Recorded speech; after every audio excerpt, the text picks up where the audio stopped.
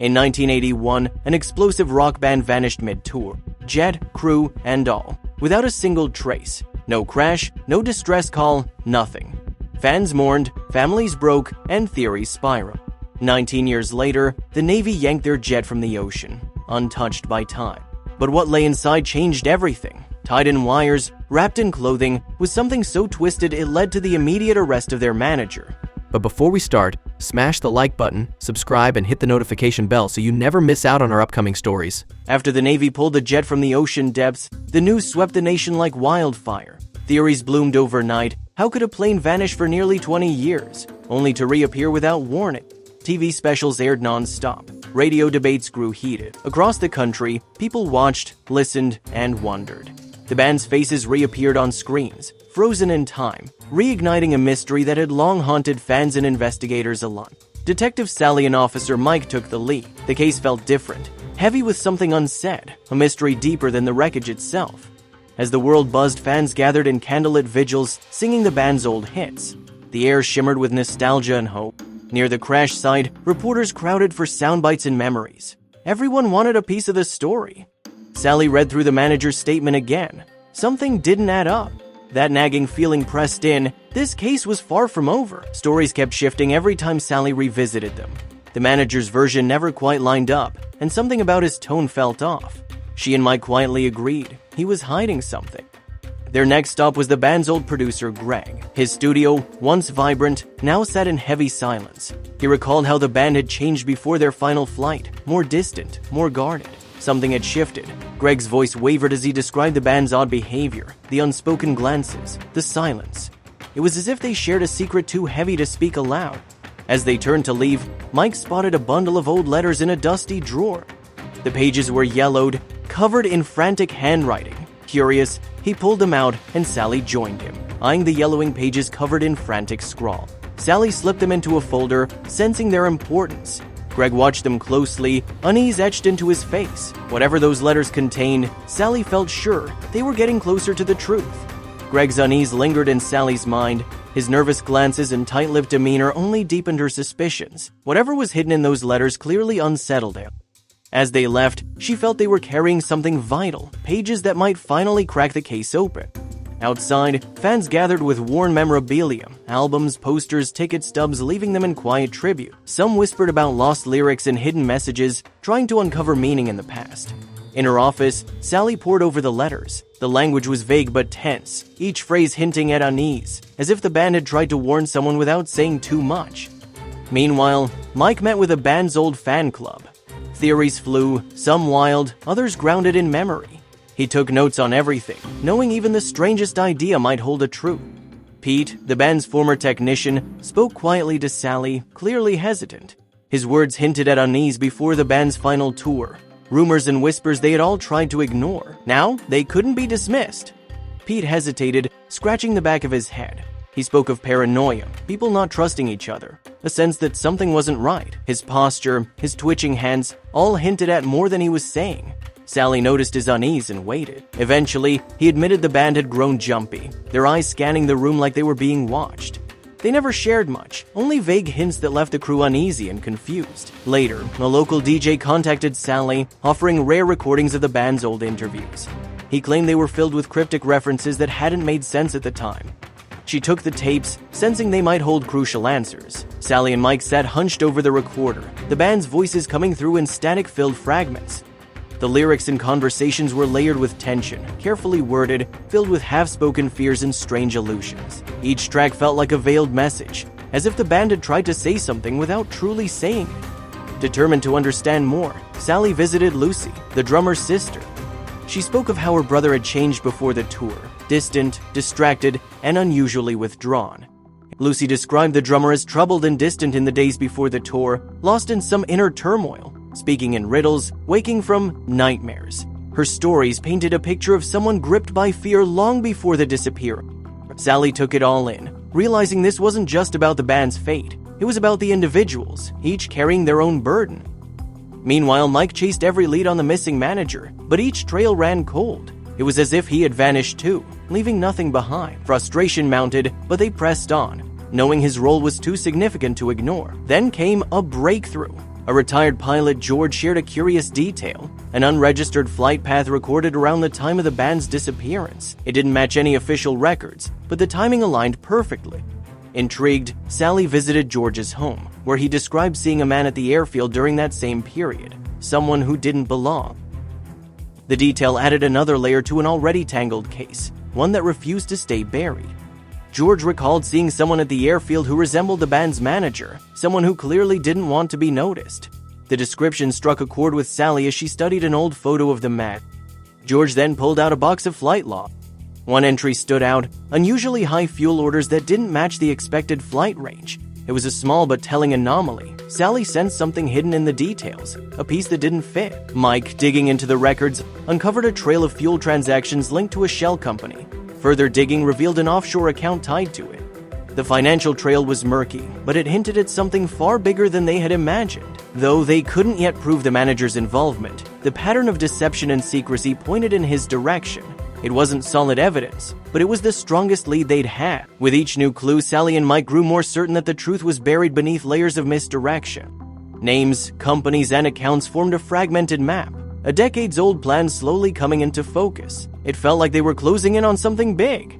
Driven by instinct, Sally returned to Lucy, who revealed a set of old hidden photographs taken just before the band vanished. As Sally examined them, she noticed the unease in the band members' eyes, all subtly directed toward the manager.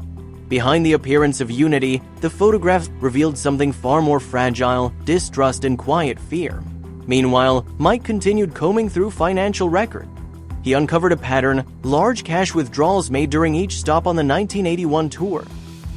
The amounts were too significant to ignore, suggesting something hidden beneath the surface.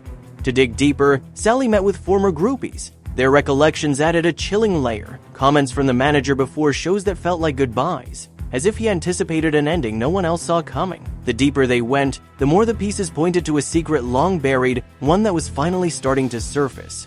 Sally sat in silence, sorting through the fragments she'd gathered. Each detail added weight to a growing realization: something dark had been hiding beneath the band's final days. Mike, sorting through old tapes, uncovered a recording of the band mid-rehearsal: laughter, casual banter, but then a strange remark, a joke about the manager vanishing with 2 lives. It felt too specific, too deliberate. The laughter masked tension, revealing distrust disguised as humor. Listening again, Sally sensed more beneath the surface. The tone was light, but the words carried unease. Then, late one evening, the phone rang. A shaken voice claimed to know the truth about the manager's facade but refused to say more. The call ended abruptly, leaving only a sense of urgency behind. Sally and Mike recognized the weight of that moment. Whoever called knew something vital and was afraid. Desperate for answers, Sally proposed a public appeal with guaranteed protection, hoping to draw out the truth before it disappeared again. Sally and Mike agreed it was time to go public. Someone out there knew more, and the urgency was growing. That night, Sally lay awake, the caller's words echoing in her mind. She knew the voice held the key, and she was determined to find them. While digging deeper, Sally uncovered offshore transactions linked to a hidden account in South America. Suspicious activity tied to shell companies and banks hinted at something far bigger. Mike followed the money trail, tracing it to a financial hub known for secrecy. The pattern was clear: funds had been funneled through these channels, all pointing back to the missing manager. Then came the breakthrough. The band's official tour earnings didn't match the reported income. Large sums had simply vanished. It was no oversight. This had been carefully planned. As they cross-referenced financial records, another detail emerged: life insurance policies taken out by each band member shortly before their disappearance. It was a chilling discovery that deepened the mystery and brought them even closer to the truth. A sinking feeling settled in as Sally considered the life insurance policies. Maybe the band had sensed something coming, but the manager's role remained the most troubling piece.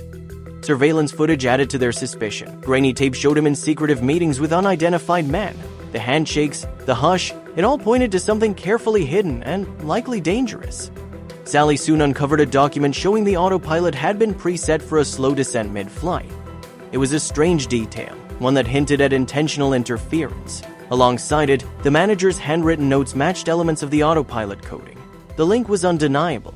Then came another blow: medical records revealing high sedative levels in the band members' systems during flights. It explained their lack of reaction, adding yet another layer of deceit to the case. As Sally sorted through the growing pile of evidence, the scope of the betrayal became clear. Everything pointed to a chilling, calculated plan that had been in motion long before the band ever vanished. Sally and Mike felt they were on the brink of something major. The motive remained just out of reach, yet everything pointed to a deeper scheme. The office buzzed with silent tension until a breakthrough hit. They had cracked it. The evidence suggested a staged escape, meticulously planned. Every clue aligned, revealing a daring plot carefully masked as a tragedy. The realization came with a rush. This had never been an accident. Driven by momentum, they searched for those who had been close to the manager. Old contacts, forgotten notes, and scattered phone books led them on a trail toward the shadowy figures seen in the tapes. Interviews with the band's roadies added more weight. They spoke of paranoia and whispers of being watched, recalling how the band seemed unusually tense before their final show. Sally combed through interview transcripts, hunting for signs of distress, coded cries for help buried between casual words. She sensed those hidden messages might have always been there, missed by everyone else. Then Mike's phone buzzed. New intel. A source claimed secret deals had been made behind the scenes. Concert assets had been sold quietly, suggesting financial manipulation that tied directly back to the heart of the mystery. The manager's betrayal was deeper than they had imagined. Whispers had become alarms and the investigation sharpened with urgency. News coverage exploded. Every channel buzzed with speculation, painting the manager as a calculating figure behind the scenes. The growing spotlight added pressure. Public opinion was shifting fast, and Sally knew they needed solid evidence to match the rising scrutiny. Her boss's warning echoed in her mind. They had to tie everything together. Fueled by determination, she and Mike pushed forward, digging through files and tracking every lead. Mike reached out to international contacts, casting a wider net. Maps filled with pins and circles marked possible sightings and connections. Their pursuit of the vanished manager now spanned continents. Talking to people from the manager's past revealed more. Stories of shifting identities and quiet manipulation. He had always been steps ahead, weaving a plan long before anyone suspected. It was clear now. The scheme was far more complex than they had first believed, and they were finally closing in. In a quiet office, cryptographers pored over lyrics, tracing lines for hidden meaning. Sally stood nearby, hopeful. The experts confirmed what she suspected, layered riddles and metaphors possibly masking coded cries for help, long overlooked. Over coffee, Sally and Mike examined maps dotted with luxury resort. With intel from South American contacts, they narrowed their focus. The manager could have easily disappeared into comfort, far from scrutiny. Sally later shared her findings with Lucy, revealing the deeper meanings hidden in her brother's lyric. Lucy, emotional, recognized the truth in Sally's words. Her brother had always embedded secrets in his songs. Meanwhile, Mike flagged a pattern in financial records, transactions matching private jet services. Sally saw it too. The cash withdrawals and flights lined up perfectly, outlining a clean, calculated escape. As the truth came into focus, Sally made one final call to the technician who had worked on the band's jet. The last puzzle piece, she hoped, was just ahead. Sally pressed the technician for answers about the autopilot. After a pause, he admitted the manager had forced him to make changes, warning of consequences if he refused. It was the confirmation Sally needed, proof of the manager's manipulation. Alone, she reflected on the fear that had gripped everyone involved. From cryptic lyrics to nervous interviews, the clues had always been there. Meanwhile, Mike gathered the team, urgency in his voice. Their plan to capture the manager was in motion. Sally, equally resolved, knew they couldn't let him escape again. She reached out to the band's families, gently preparing them for what was coming. Later, in a room filled with law enforcement, Sally and Mike laid out the full picture. The manager, the money, the jet, every detail aligned. The truth was ready to surface. At a quiet coastal hideout, the manager was finally caught. As officers led him away, Sally watched in silence, relief washing over her. The chase was over. The truth was out.